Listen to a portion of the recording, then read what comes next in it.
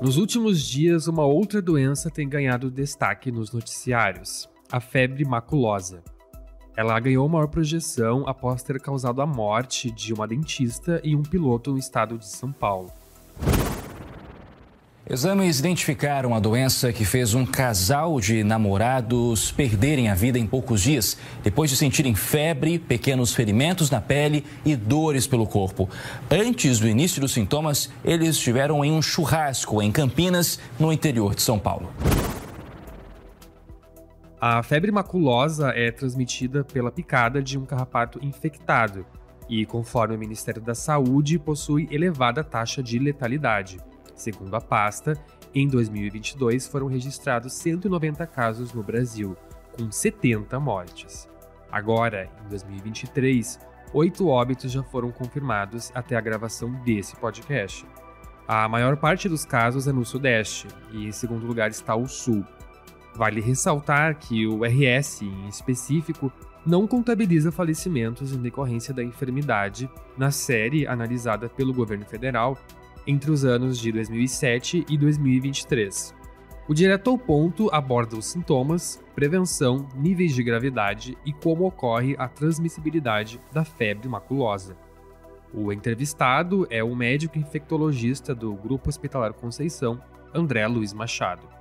Eu sou Lucas Eliel e sejam bem-vindos a mais um episódio.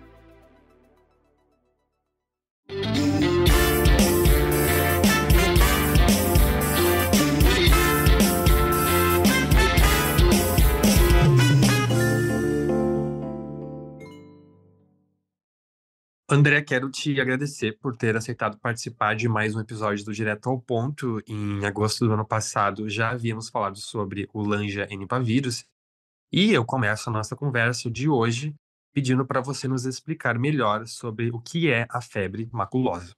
Bom, primeiramente gostaria de agradecer o convite, é sempre um prazer conversar com vocês. E a febre maculosa é uma doença provocada por uma bactéria, é uma rickettsiose, no caso a bactéria se chama Rickettsia, que está presente nos carrapatos, e não é em qualquer carrapato, é no carrapato estrela, um carrapato que é comum na região sudeste do Brasil, né?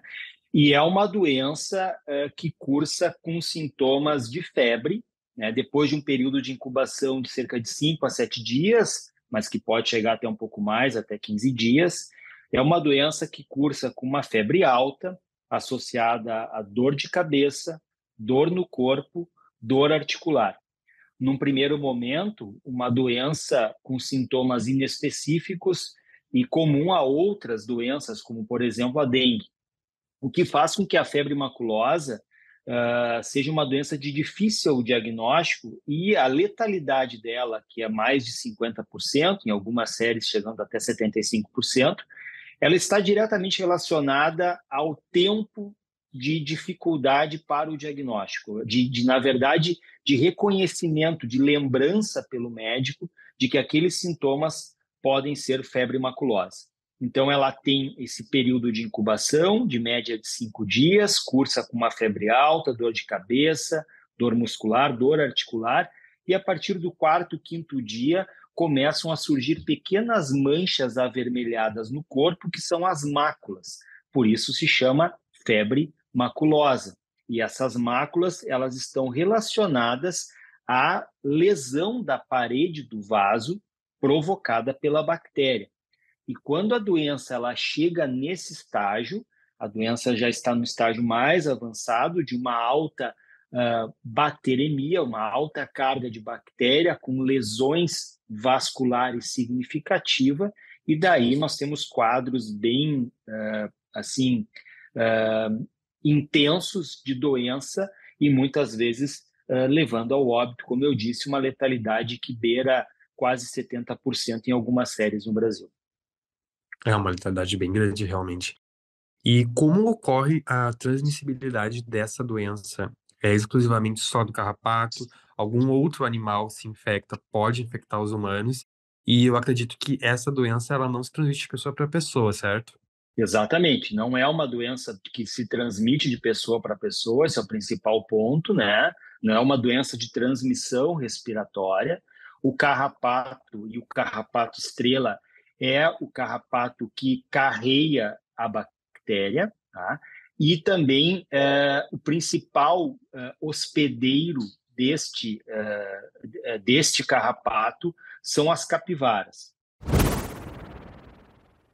O risco é maior onde há animais hospedeiros como as capivaras. A doença é endêmica na região metropolitana de Campinas, interior de São Paulo. A gente fica meio com medo, né? Tentando se prevenir sempre. Então, na mata ciliar, temos as capivaras e ali então o carrapato se alimenta do sangue das capivaras. As capivaras elas não vão manifestar doença quando infectadas, quando o carrapato está presente nesses animais, então não adianta também querer eliminar as capivaras, porque senão vai resolver o problema. Tá?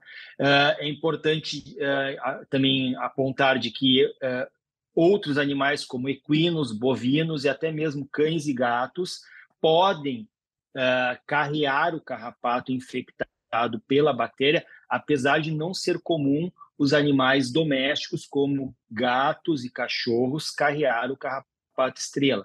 Isso ocorre em situações principalmente de animais campeiros que estão pelo campo e que têm contato com as capivaras ou com os equinos ou bovinos que apresentam o carrapato. Daí eles podem trazer o carrapato para dentro de casa e esse carrapato, se for para a pele da pessoa e se esse carrapato tiver a bactéria, então ele infecta essa pessoa. Também é importante pontuar de que não significa o carrapato estar na pele que a pessoa, e se esse carrapato estiver com a rickettsia, e a pessoa já vai adquirir a doença. O carrapato tem que ficar ali por cerca de 3 a 4 horas, né, fazendo o seu ciclo de alimento do sangue do ser humano, e daí, se esse carrapato tiver com a bactéria, a pessoa então acaba desenvolvendo a doença depois desse período de incubação. O que ocorre é que muitas vezes, mas então se eu vejo um carrapato, eu pego lá, tiro o carrapato e está resolvido o problema. Sim, exatamente, só que a pessoa tem que ter o cuidado, né, de, numa situação como essa, ficar atenta a qualquer sinal ou sintoma sugestivo de febre maculosa e procurar assistência médica. Mas o que ocorre é que os miquins, que são os carrapatos pequenos, né, muitas vezes imperceptíveis, dependendo da parte do corpo, também carregam a bactéria e também transmitem a doença. Tá? Então, o que a gente precisa alertar a população é que aqueles indivíduos que apresentem sinais desses que eu falei, sugestivos de febre maculosa e que têm epidemiologia para essa condição, ou seja, frequentaram um hotel fazenda, foram acampar ou foram pescar, mesmo que elas não tenham visto o carrapato, mesmo que o carrapato não esteja presente na pele delas, esses miquins, que às vezes são imperceptíveis, eles transmitem a doença e essa pessoa deve orientar, deve pautar a sua informação para o médico que for assisti-la dessa informação epidemiológica é muito importante, porque a febre maculosa ela é uma doença com uma alta letalidade, mas essa letalidade ela está diretamente relacionada ao tempo demorado de diagnóstico, porque se o diagnóstico for feito o mais precoce possível, existem antibióticos que controlam e curam a doença, né? Então, só que a pessoa precisa procurar assistência médica o mais rápido possível. E dentro dessa questão de letalidade, há pessoas que têm mais risco de virem a óbito do que outras? Existe uma questão também atrelada com comorbidade? Não, na verdade é uma doença infecciosa de etiologia bacteriana que pode acometer crianças, jovens e idosos e não há uma população específica que vá desenvolver uma forma mais grave da doença. Além do casal, Evelyn Santos, de 28 anos, que também era dentista e foi à festa, morreu no mesmo dia 8 com sintomas parecidos. Ela foi confirmada como a terceira vítima da doença. A jovem morava em Hortolândia, cidade vizinha de onde o evento aconteceu. O que ocorre é que, por exemplo, pessoas de cor negra, né, ou cor mais escura, muitas vezes é difícil o reconhecimento das máculas e a pessoa fica com aquele quadro febril e sistêmico e não percebe as máculas pela cor da sua pele, muitas vezes, e daí o diagnóstico é mais difícil do ponto de vista clínico, né? Mas também os idosos, às vezes, não necessariamente pela sua senescência celular e vascular, não apresentam uma alteração tão característica das máculas, eles já habitualmente, por ter já uma fragilidade vascular, eles têm algumas máculas e até isso se confunde um pouco. Então, seria a situação que a gente tem que ter um pouco mais de atenção e sempre pautar na epidemiologia, se são pessoas que tiveram contato com animais que carreiam o carrapato ou se tiverem locais onde há a presença desses animais. O Rio Grande do Sul não é um estado onde esse carrapato está presente de forma costumeira, é um carrapato mais presente na região sudeste do Brasil, né, principalmente ali na região de Minas Gerais, São Paulo, onde tivemos casos agora em Rio de Janeiro, né, mas é uma doença que ela pode sim acometer os animais da nossa região e a gente tem que ficar atento.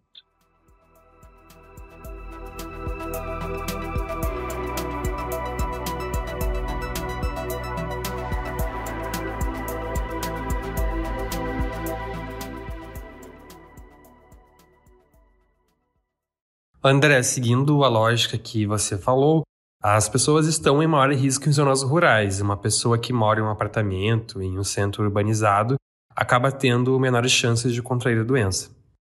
Exatamente. Então, assim, as pessoas que moram na cidade, que têm seu cachorro, seu gato, que identificam o carrapato, por exemplo, fiquem tranquilas, porque se não há informação de que esse animal foi para um sítio, foi para uma fazenda, teve contato com as capivaras ou com equinos e bovinos, a probabilidade de esse carrapato ser o carrapato estrela é mínima, né? Então, a epidemiologia, ela pauta principalmente nessas situações assim de acampamentos, de pescarias, de hotéis fazendas, né? Dessas situações onde as pessoas ficam alguns dias, então, em áreas de mata, em áreas de mata ciliar, ou na beirada da Mata Atlântica, onde, então, tem os animais que são parasitados pelo carrapato estrela.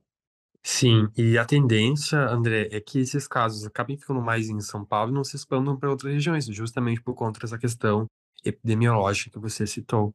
Exatamente. Não há, assim, a gente está já temeroso de então teremos uma outra pandemia agora de febre maculosa. Não, isso não é possível. Não é uma doença de fácil transmissão, não ocorre a transmissão pessoa a pessoa, né? Há é uma zoonose, ou seja, o ser humano ele é infectado por um carrapato que está se alimentando de um animal do ciclo de ambiente rural ou de mata, né? Então não é uma doença de fácil transmissão a ponto de trazer prejuízo em relação a uma nova pandemia e agora por febre maculosa, isso não. Sim, e a prevenção mesmo, André, seria mais essa questão de cuidados diários se você vai para uma parte mais rural, acredito. E também tem a questão dos antibióticos. Algum outro cuidado que você gostaria de destacar? Não, o que as pessoas têm que ter, assim, é ao adentrar mata, ao acampar, pescar, né, usar roupas claras, porque as roupas claras ajudam a identificar até mesmo os miquins na roupa, né, manter os braços cobertos, as pernas cobertas. Normalmente, as picadas por esse carrapato ocorrem nos membros inferiores, então usar botas de cano longo ou até mesmo a meia por cima da calça, né, para manter a perna bem protegida, tá? Evitar o contato com esses roedores, principalmente com as capivaras ou com animais assim selvagens. A gente não tem que ter esse contato próximo com eles, nem alimentá-los. Eles estão no hábitat deles, eles têm que ficar lá. E caso essa pessoa que frequentou ambientes como esse, onde tem a presença desse carrapato, comece a apresentar sintomas de febre, dor articular, dor de cabeça, não espere o surgimento das máculas para procurar assistência, né? Febre alta associada a sintomas sistêmicos e veio com uma informação de que estava num ambiente rural ou estava num ambiente de acampamento, procure imediatamente o médico. Existem exames diagnósticos, mas independente do exame diagnóstico, existe um antibiótico de fácil acesso à população e que, quando dado em tempo hábil, evita a evolução para formas graves da doença. E quando ocorre essa evolução para formas graves da doença, a letalidade é muito significativa. Sim, com certeza. O importante é sempre estar atento a esses fatores. A gente não pode, assim, é sempre bom trazer essa informação para a população. A capivara, ela não precisa ser abatida, tá? Ela é um animal do qual o carrapato se alimenta do sangue dela, não é, quem tem a bactéria dentro é o carrapato, e que, se tiver contato com seres humanos, ele vai infectar e trazer a doença.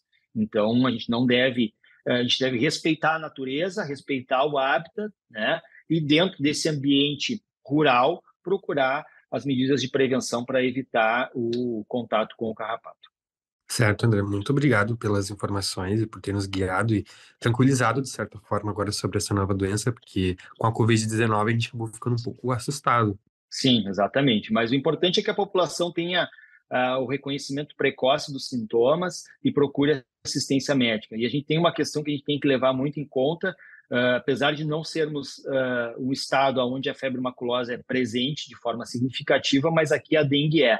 E a dengue cursa com sintomas muito semelhantes, né? E os dados, por exemplo, da região sudeste do Brasil apontam que a letalidade ela está diretamente relacionada ao diagnóstico tardio, porque desses casos todos de letalidade relacionados à febre maculosa, a primeira suspeição era a dengue e as pessoas acabaram não pensando em febre maculosa. Então, a gente tem que ter essa atenção em relação aos sintomas.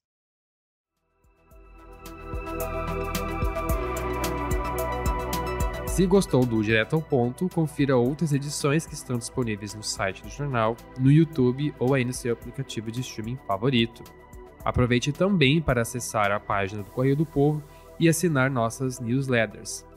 Periodicamente eu mando uma com indicações desses episódios do Direto ao Ponto. O podcast de hoje utilizou áudios de Record News, Band, Fala Brasil, tendo produção, roteiro e apresentação de Lucas Eliel, edição de Alia Falencar, assistência de Mariana Neck e coordenação de Márcio Gomes e Luiz Felipe Melo. Obrigado por ter nos acompanhado e até a próxima.